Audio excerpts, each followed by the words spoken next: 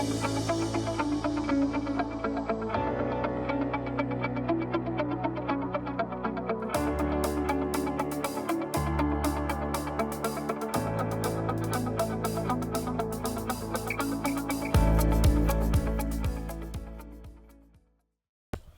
Officer Jermaine Galloway, also known as Tall Cop Says Stop. Today we're doing an educational video for parents.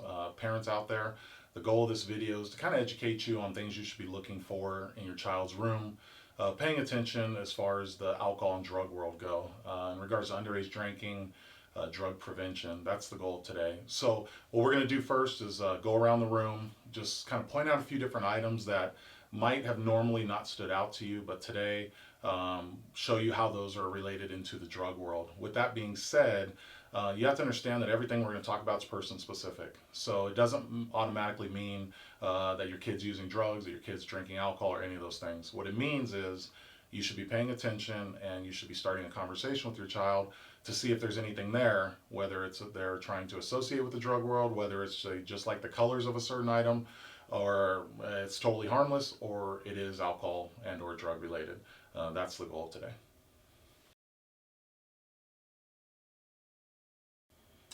Okay, first we're going to start in the teenager's dresser area. This looks like a standard dresser with some sports items and other items. It looks pretty normal. But let's start talking about some of the things right now that are really popular and what I like to call popular culture with teens.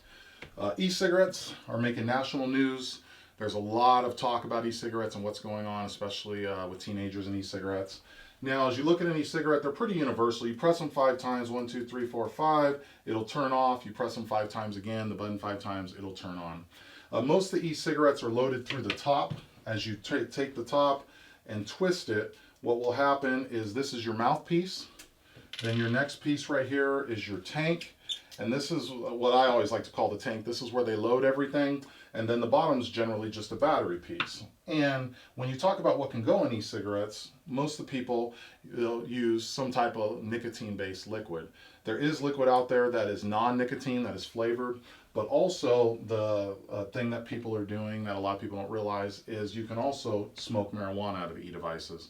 Not every e-device can do that, but certain e-devices can, and certain e-devices are very popular in the drug world. What you want to do as a parent is just be paying attention to that tank and what is in there.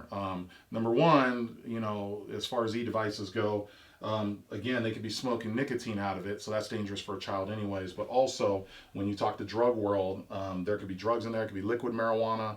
It can be a wax form of marijuana that's very popular that we'll talk about a little bit later also. So, and it can be dry herbal too. So there's a bunch of different things that can actually be in the e-cigarette that parents might think are nicotine or might think are just flavoring, and there's more stuff in there. Now, we're finding stuff like this that's sold. I frequently encourage parents to go to stores that their kids shop in so you can see the items that your kids are buying and things they're also seeing.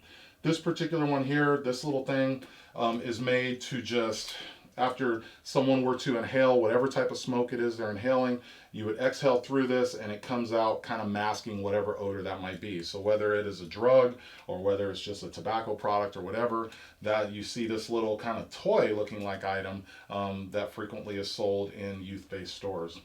I mentioned a little bit earlier, I talked about the wax form of marijuana, which is very popular. It's called dabbing, and with dabbing, people will talk about marijuana waxes, oils, or concentrates. With that, we're seeing different type of storage things. We're seeing these nice little silicone containers, which as a parent, if you find it, you'll know what wax looks like because it'll look like an amber color. It'll look like a buttery-like substance. It could be liquid, or it even could be the original dry herbal marijuana before they turn it into the wax. It is a process, but it is a process that kids are able to do. There's some national articles that have even recently come out with kids extracting the wax substance out of marijuana. So you want to pay attention to anything that kind of just stands out or that's sitting out.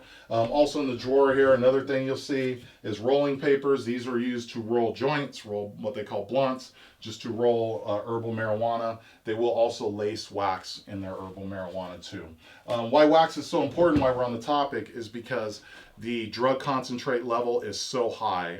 You can be pushing 80 to 90% THC levels, where street level marijuana is about 15% THC. So that's why it's so high and so important to understand the popularity of wax and what's going on with marijuana concentrates.